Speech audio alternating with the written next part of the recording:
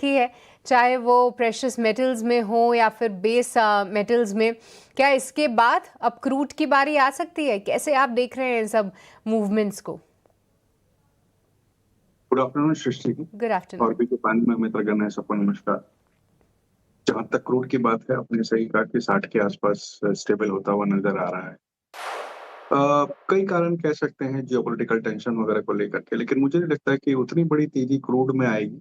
क्योंकि जिस तरीके से प्रेशियस मेटल में आई है, क्योंकि इस वक्त तक आप देखो तो डिमांड सब तरफ से बैठी हुई है। दूसरे रशियन ऑयल, वेनेजुएला ऑयल, इन सब की जो इनफ्लोज हैं, उसके वजह से भी प्राइस पर प्रेशर पड़ा हुआ है। तो उतनी बड़ी रैली की एक्सपेक्टेशन नहीं कर रहा हूँ। लेकिन फिर भी हो सकता है कि मार्केट कंडीशंस की वजह से, या ऐसे कह लीजिए कि एक बाउंस बैक आ सकता है कि अगर आप देखो तो करीब कई महीनों से $70 के नीचे चल रहा है। 60-65 ऐसे चल रहा है। तो वहां से एक बाउंस बैक आ सकता है जो 70-72 तक जा सकता है। अ, अब वो अभी आएगा, कुछ दिनों बाद आएगा, कहना मुश्किल है, but that would be pure technical bounce back. Fundamentally अभी इस बात पे कहीं कोई इशारे नहीं है कि कुछ बढ़त क्रूड में हो, अनलेस एंटिल कोई ट्रेड डील या कोई अनाउंसमेंट आते हैं ट्रम्प साहब की तरफ से, तब तक मुझे नहीं लगता है कि क्रूड में कोई बहुत ज्यादा बढ़त होगी। जहां तक मेटल्स की बात है, मुझे अभी भी लगता है कि कॉपर वगैरह में जिस तरीके की तेजी बनी हुई है इंटरनेशनली, वो बनी रह सकती है, क्योंकि एक तो डिमांड बढ़ती जा रही है, सप्लाई कम होती जा रही है। तो इस वजह से वहाँ डिमांड के कारण से बढ़त बनी रह सकती कॉपर की बात करें राजेश जी, अगर हम पर्टिकुलरली, तो आज के हाई से काफी ज्यादा नीचे आ गया है और गेंस तो बहुत सीमित रह गए। हिंदुस्तान जिंक तो देखिए 3-3.5% नीचे आके ट्रेड कर रहा है। तो प्रॉफिट टेकिंग के मूड में थोड़े इन्वेस्टर दिखाई तो दे रहे हैं। क्या ये वाइज डिसीजन होगा कि चूंकि इतनी तूफानी रैली हो चुकी है तो एक लेग की प्रॉफिट टेकिंग हम कर लें और फिर अपॉर्चुनिटी अगर बनती है तो फिर से एंटर कर लें? क्या राय होगी आपकी सर इसमें? है। देखिए अभिषेक जी, पहले तो नमस्कार आपको। और आपने सही कहा कि बहुत तूफानी रैली आई। अगर आज की डेट में अगर देखो तो कई वर्षों के हाई पे हिंदुस्तान कॉपर का प्राइस चल रहा है। तो इसमें कोई दो राय नहीं है कि जिसके बहुत नीचे की खरीद हुई है या शॉर्ट टर्म वाले हैं, वो प्रॉफिट बुकिंग करेंगे, और प्रॉफिट बुकिंग आनी लाजमी है, क्योंकि वन वे रैली होती नहीं है, और ऑब्वियसली ऊपर के लेवल से थोड़ा करेक्शन आएगा। लेकिन चीज ये है कि जैसे मैंने कहा कि डिमांड बढ़ती जा रही है, सप्लाई शॉर्टेज है। उस वजह से अगर कोई लंबी अवधि के निवेशक हैं, तो अगर मौजूदा स्तर से और 8-10% का करेक्शन आता है, तो मैं समझता हूँ एक खरीदने की अच्छी अपॉर्चुनिटी होगी। क्योंकि अगर आप देखो तो भारत की एकमात्र ऐसी कंपनी है जो फुल्ली इंटीग्रेटेड है, हिंदुस्तान कॉपर। 66% गवर्नमेंट की होल्डिंग है। कैपेसिटी एक्सपेंशन कर रही है, 3.75 एमटीपी आज की डेट में है, और जो कि 12.2 FY30 तक करने की बात कर रही है।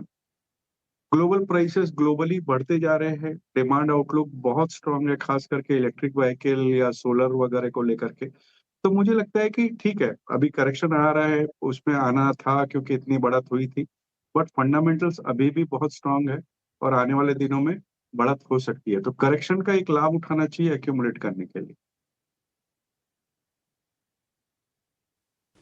ठीक है, करेक्शन का लाभ उठाना चाहिए एक्यूमुलेट करने के लिए।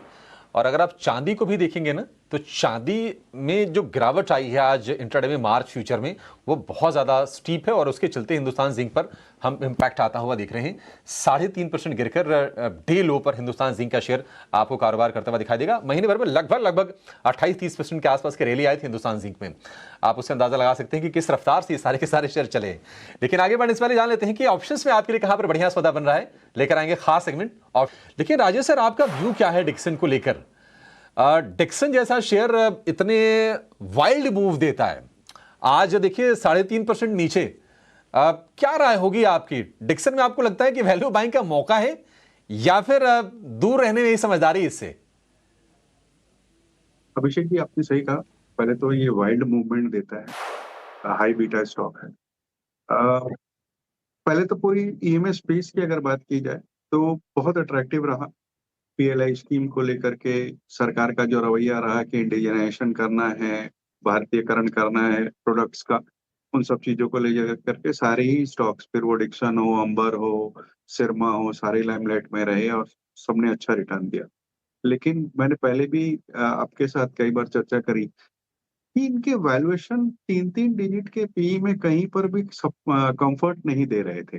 और आज की डेट में इतनी ज़्यादा करेक्शन ऊपर से हो गई है। कुछ में केन्स जैसे स्टॉक में कुछ कॉर्पोरेट गवर्नेंस के मुद्दे आए, उस वजह से करेक्शन हुई, किसी में वैल्यूएशन की वजह से हुई। लेकिन बावजूद इसके मुझे अभी भी कंफर्ट नहीं आ रहा है।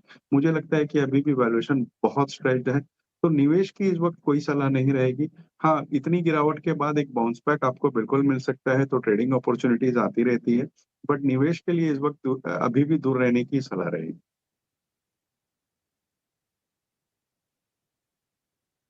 ठीक है, निवेश तो नहीं करना है, लेकिन मान लीजिए कि जिन्होंने 2 साल 3 साल पहले लिया हो और उसके पैसे बन रहे हों, क्या निकल जाना चाहिए डिक्सन से? देखिए, मेरे हिसाब से तो निकलना चाहिए। पूरा नहीं तो पार्शियल प्रॉफिट बुकिंग एक बार बिल्कुल करें। और दोबारा से अगर एंट्री करनी हो तो नीचे के लेवल्स मिलते हैं तो कर सकते हैं, बट इस वक़्त एक बार पार्शियल प्रॉफिट बुकिंग बिल्कुल करनी चाहिए। ठीक है, पार्शियल प्रॉफिट टेकिंग आप जरूर कीजिए। अगर आपको मतलब कन्विक्शन तो नहीं आ रहा है, बेहतर होगा कि आप एक बार ना एग्जिट ले लीजिए। फिर जब चीजें बेहतर होंगी, ऐसा लगेगा कि नहीं नहीं ब्रोकरेज हाउसेस का या फिर रेटिंग एजेंसीज का इस पर कन्विक्शन अगर आता है तो फिर सोचेंगे। इकरा का भी एक नोट आया था, वो भी थोड़ा सा नेगेटिव ही साइन कर रहा था इकरा डिक्सन टेक को लेकर। तो ये व्यू हो गए। कुछ और शेयरों पर जरा व्यू लेते हैं। और स्वाति जी, एनएफएल देख लीजिए, चंबल देख लीजिए, ये तमाम शेयर आपको थोड़े ना ऊपर दिखाई देंगे। राजेश सर, क्या व्यू है आपका फर्टिलाइजर को लेकर? क्या बाइंग करनी चाहिए फर्टिलाइजर स्टॉक्स में? क्या पैसे बनाए जा सकते हैं निवेश करके?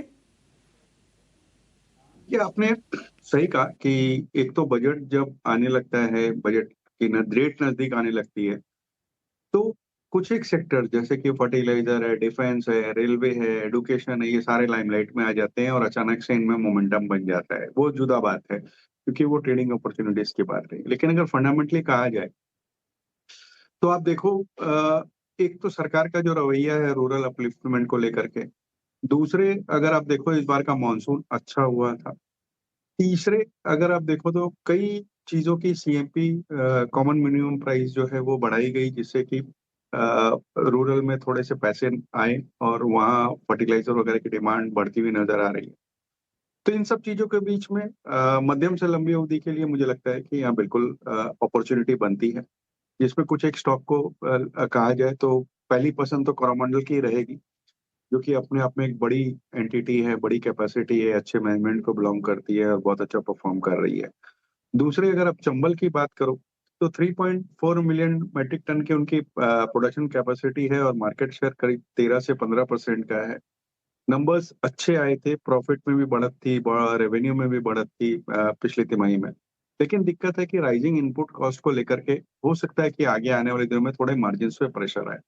लेकिन 470, 465 के आसपास मुझे लगता है ये 500, 520 तक जाने की मध्यम अवधि में क्षमता रखता है। तो ये 2 स्टॉक है जहाँ हमारी नज़र है।